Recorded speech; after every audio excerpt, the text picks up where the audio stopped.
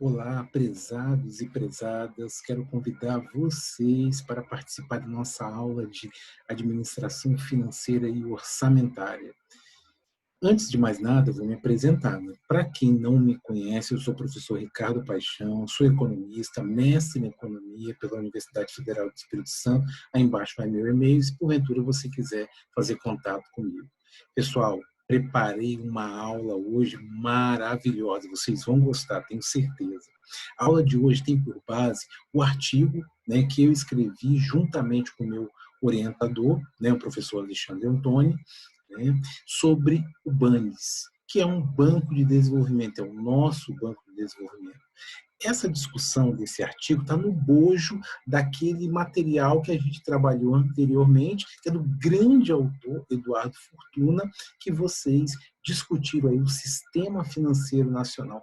Vocês lembram o que significa o Sistema Financeiro Nacional? Vamos ver se vocês lembram, hein? Na verdade, o Sistema Financeiro Nacional é uma estrutura complexa formada por inúmeras instituições que interagem entre si, né, em busca de quem? Qual é a palavrinha mágica? Crédito. Crédito é a palavrinha mágica. E o crédito tem que ter duas características principais, lembram? Acesso facilitado e custo baixo. Nunca esqueçam disso, né? E vocês viram também que nós tivemos o surgimento de diversas instituições. E aí é fundamental você saber diferenciar. Saber diferenciar o que é um banco de desenvolvimento, o que é um banco de investimento, o que é um banco comercial, um banco múltiplo e por aí vai. E você vai ler o artigo, acredito que todos já devem ter lido o nosso artigo, né? O artigo, eu coloquei aqui 4 questões para vocês mentalizarem e ficarem pensando nessas questões antes de ler o artigo. E aí você vai lendo com essas questões na cabeça para tentar responder, tá bom? Então vamos lá. Primeira questão. Qual a metodologia utilizada? Que estratégia nós utilizamos para desenvolver o debate nesse artigo, né? Qual foi a saída que nós utilizamos? A gente vai ver. Qual a relação entre Bandes e governo do Estado? Existe alguma relação? Sim ou não? Por quê? Qual a diferença entre Bandes e um banco múltiplo? Tem diferença entre Bandes e banco múltiplo? Que diferença é, se porventura tiver, né? Por que o Bandes não encerrou suas atividades? O Bandes estava em mal situação, estava com seu fechando o seu balanço patrimonial com déficit. E o que aconteceu? E se isso aí for verdade, por que o Bandes não encerrou suas atividades? Aí nós vamos examinar o artigo e obter essas respostas. Aí, pessoal, a leitura do artigo, com certeza, eu tenho certeza que está sendo muito prazerosa para vocês. Então, vamos lá. Pessoal, antes de mais nada, eu tenho que apresentar para vocês uma das estratégias utilizadas. O artigo trata-se de uma análise financeira do Banco de Desenvolvimento do Espírito Santo.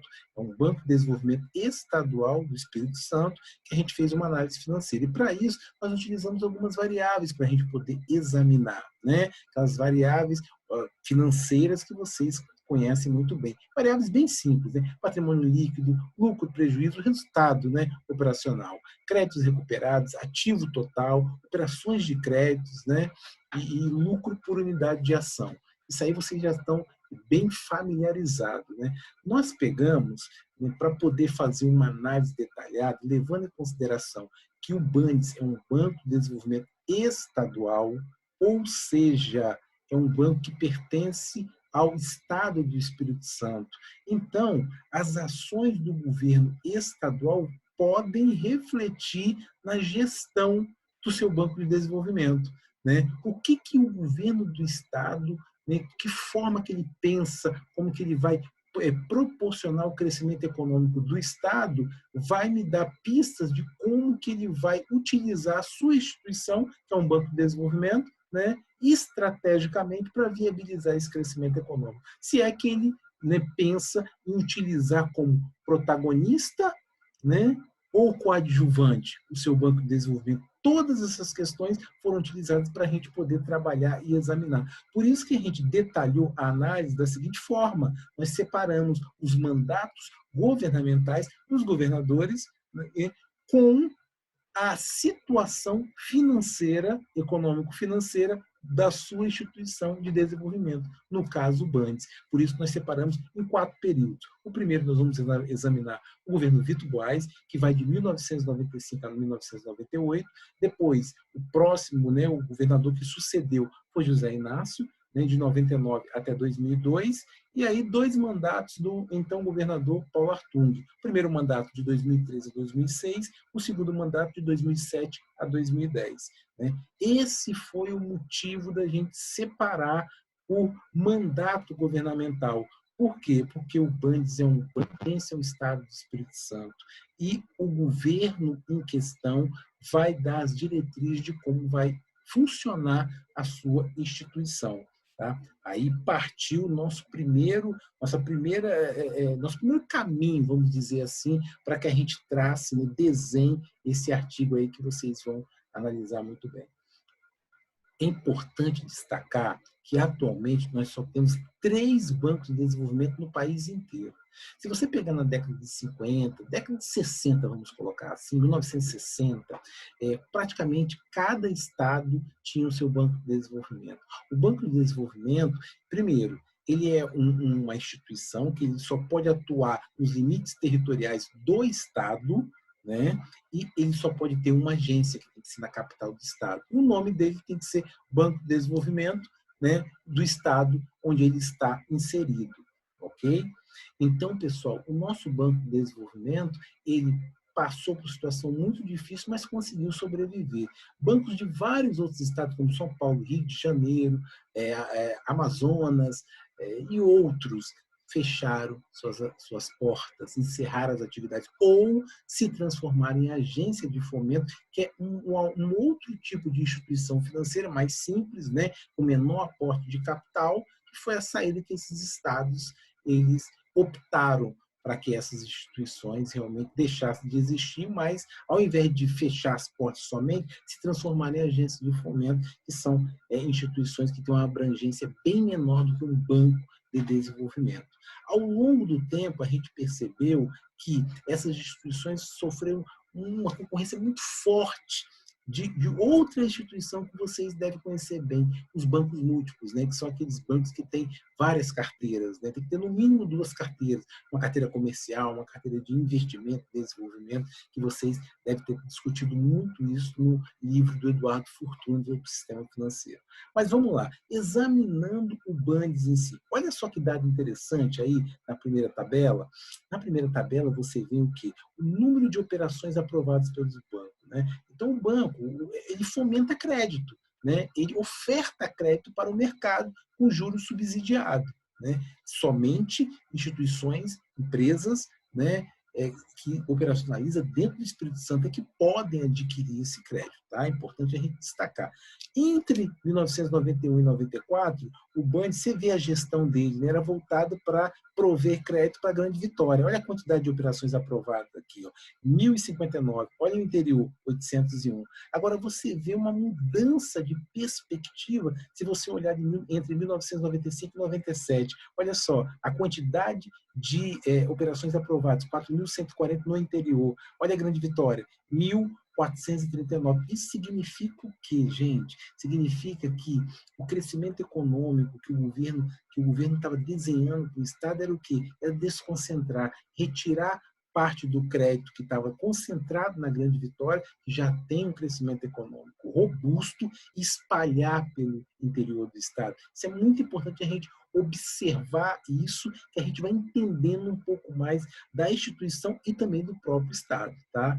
E com isso a gente vai fazer um desenho aí das principais variáveis, né, financeiras da instituição. Olha o patrimônio líquido aí, né, a sua capacidade aí, sua estrutura crescendo do banco, você tem aí uma oscilação e você percebe que o banco passou por uma situação delicada, seu patrimônio líquido no governo Vitor Buarque era 118 milhões, né, de reais, depois caiu, teve uma queda brusca. Só lembrando que o governo Vitor Buarque, quando iniciou, ele deu um aumento de 50% ao funcionalismo do Estado. Não que eu sou contra esse aumento, né? O servidor público tem que ter aumento mesmo, mas 50% ele quebrou praticamente as finanças do Estado. O Estado não tinha mais condições de pagar, atrasou o salário, Foi muito complicada a gestão Vitor Boas aí no início. E a situação do banco vai se refletir nisso, tá bom? Aí depois você vê o José Inácio, que começou a fazer, desenhou, iniciou, né, bem incipiente, né, uma recuperação do banco, mas aí o governo também, na segunda parte do governo, ele foi realmente várias denúncias de corrupção, né, com a esposa do Zé Inácio, com ele, próprio integrantes do governo também, realmente aí o governo entrou numa instabilidade política muito grave e o governo terminou muito mal. E o banco vai refletir isso daí. Depois nós temos os 2 mandatos de Paulo Artung, que vocês vão ver, vocês podem ver que o banco inicia uma recuperação. Olha só como é que o patrimônio cresce muito, até ultrapassa o patrimônio líquido lá do governo Vitor Boas. Lembrando que esses dados aqui, eles foram, é claro, né, levados para uma mesma base, por isso que a gente pode estar comparando anos diferentes. A gente tratou os dados primeiro, tá bom? Então a gente vê aí no patrimônio líquido a evolução do banco. Olha, outra variável importantíssima que a gente consegue desenhar bem como que o banco, né, foi seu desempenho. O governo Vitor Boas, como eu falei para você, situação econômica, política crítica, né? O governo realmente estava passando por uma instabilidade financeira muito grande. Olha só, o banco fechava em prejuízos, né? Foram 4 anos aí em prejuízos constantes. No governo Zé Inácio, o governo começou a trabalhar uma recuperação da instituição, a instituição passou a ser protagonista, e aí você vê uma recuperação, uma reversão, né? A gente tem aí uma reversão aí do seu resultado operacional e passou de prejuízo, de prejuízo para lucro, né? Só que a instabilidade do governo Zé Inácio se refletiu aí na situação do banco. Olha só, né? Ele não conseguiu manter esse patamar, esse bom patamar de lucro, e aí teve uma queda brusca, né? Diminuindo muito aí no final do mandato, como a gente mesmo colocou. Depois vocês podem ver que no primeiro mandato do governo Paulo Artung tem uma grande oscilação, mas depois o banco encontra uma estabilidade, aí a gestão já começa a alcançar uma estabilidade para o banco e reflete o banco fechando com lucros, né, constantes ao longo, a partir de 2005 até 2010, né, que é a série histórica aí da nossa análise, ele consegue uma estabilidade, manter um lucro aí em torno de 10 milhões de reais ao ano. Vamos para outra variável que explica muito a situação do banco. Olha só, recuperação de créditos. Isso aí, na verdade, são créditos, né? Esses créditos são créditos ofertados, né, pela instituição. E aí você vê o seguinte, né, que quando você exige, né, avalista, você exige garantias para as empresas, né, a tendência é que você tenha aqueles créditos, né, que o mercado chama de moedas podres, né? Aquela carteira complicada, onde você tem clientes que possivelmente não vão pagar, a tendência é que diminua. Então, você pode ver que no governo Vitor Boas, aí os créditos recuperados são um pouco, tem nenhum trabalho de recuperação. Aquela carteira podre, né? Aquela carteira onde você tem uma dificuldade enorme de resgatar aquele crédito daquele cliente que contraiu aquele financiamento, mas ele não vai pagar, ele está com dificuldade e não consegue pagar. No governo Vitor Boas se inicia uma recuperação, mas depois você tem uma queda devido à instabilidade que a gente comentou, e depois no governo Paulo Artung, você vê, o governo entra, né, vem com uma campanha, consegue recuperar, depois você tem um arrefecimento, aí no segundo mandato o governo também reforça isso e você tem um arrefecimento depois,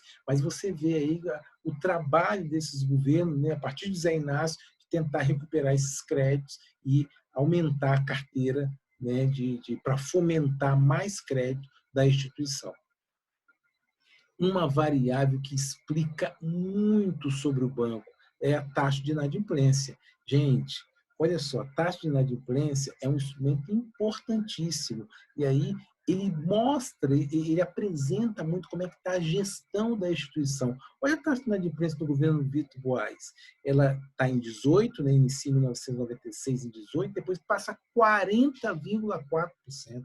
Um absurdo, uma taxa de inadimplência muito grande, né? Depois ela cai, né? O governo Zé Inácio faz um trabalho de recuperação de crédito, reduz a taxa de inadimplência, mesmo assim ela está em patamares ainda um pouquinho elevado. Agora, observe os 2 mandatos de Paulo Artung, a taxa de inadimplência em torno de 1%, né? muito baixa. Então, foi feito um trabalho também para manter a inadimplência do banco realmente em patamares baixíssimos, para que viabilize o banco financeiramente, para ele nem não faça o banco encerrar suas atividades. Uma outra questão que vocês também têm que estar observando aqui é com relação à distribuição setorial dos investimentos aprovados. É o que a gente falou logo lá no início, né? Você tem aí uma concentração em 2003, você tem uma concentração, né, dos investimentos aprovados no setor terciário, né? Você tem aí em torno de 77%, setor primário, que é aquela agricultura familiar, aquela agricultura lá de Barra de São Francisco, Vila Pavão, lá no interiorzão mesmo do Espírito Santo, o crédito não chega lá. Você tem uma concentração aqui no setor terciário, né, em detrimento do setor primário da agricultura familiar, que é onde o banco tem que entrar mesmo para prover crédito para essa agricultura familiar, que é ela que pode reduzir custos e reduzir preços aí desses produtos que são ofertados aí para toda a população. Olha, em 2010, você tem uma inflexão que a gente chama, né? Ou seja, a mudança de trajetória. O setor primário passa a ser contemplado. Ele está com 62% em detrimento do setor terciário e do secundário, né? Terciário com 24% e secundário 14%. Então, você tem uma atenção maior ao pequeno agricultor, agricultura familiar, que demanda muito crédito, tem muita dificuldade de conseguir canais de crédito. Agora sim, né, você tem uma visão maior para interiorizar, né, a oferta de crédito. Isso é muito bom para o Espírito Santo. E quanto à localização dos projetos, olha só em 2003 como é que está. Todos os projetos, praticamente, a maior parte, né, 82% dos projetos voltados para a Grande Vitória. Então, você tem uma concentração muito grande do crédito. O interior, você vê, está realmente com grande dificuldade de adquirir esses créditos que estão distribuídos pelos bancos, apenas 18%. Agora, olha que inflexão que a gente vê se a gente olhar em 2010. Em 2010, você tem 20% apenas do crédito concentrado na Grande Vitória, enquanto que 80% no interior. Então, você tem a pulverização do crédito de todo o Estado. Isso é muito importante para toda a economia do Espírito Santo. E você vê o seguinte, que desde o governo Virtuais ele começou um trabalho de recuperação da sua instituição. Depois o Paulo Arthur veio com 2 mandatos, fez também um grande trabalho de reestruturação e conseguiu realmente reequilibrar o banco. Enquanto vários estados encerraram as atividades dessa instituição, né, o Espírito Santo ainda manteve seu banco aberto devido a esse trabalho de transformar o Bandes em protagonista, mesmo sofrendo uma concorrência ferrenha dos bancos múltiplos, que hoje, né, tem Banco do Brasil, você tem aí Bradesco, você tem Itaú, faz uma concorrência ferrenha, o Banestes também faz uma concorrência ferrenha com o Bandes, através do microcrédito, né, hoje, atualmente, mas você vê que o Bandes ainda persiste porque ele é estratégico. O governo usa o Bandes de forma estratégica. Nós não podemos confundir. Cada instituição, né, ela tem a legislação, o Conselho Monetário Nacional determina a área de abrangência e a atuação daquela instituição. Então, o Banco de Desenvolvimento não pode ser confundido com banco múltiplo, com banco comercial, são coisas totalmente diferentes. Cada instituição tem sua linha de atuação, tem os produtos que podem ser ofertados. Por isso, esse artigo está bem desenhado aí para que vocês entendam, se aprofundem um pouco mais. Os outros bancos não sobreviveram porque eles realmente não suportaram a concorrência de bancos comerciais, bancos múltiplos. O governo também viu que manter um banco era custoso demais, ele já tinha o crédito pulverizado pelo Estado, como São Paulo, já viu que já tinha o crédito bem pulverizado, não tinha necessidade de manter um banco de desenvolvimento, por isso que o banco ou foi transformado em agência de fomento ou encerrou suas atividades e fechou. Tá bom, pessoal? Espero que vocês tenham gostado dessa aula, né? Leiam o artigo todo, e aí vocês vão ter também oportunidade mais para frente de estar tirando dúvidas sobre essa questão de bancos de desenvolvimento. Estudar o sistema financeiro nacional é fundamental para um aluno que está fazendo a disciplina de administração financeira e orçamentária. Forte abraço a todos.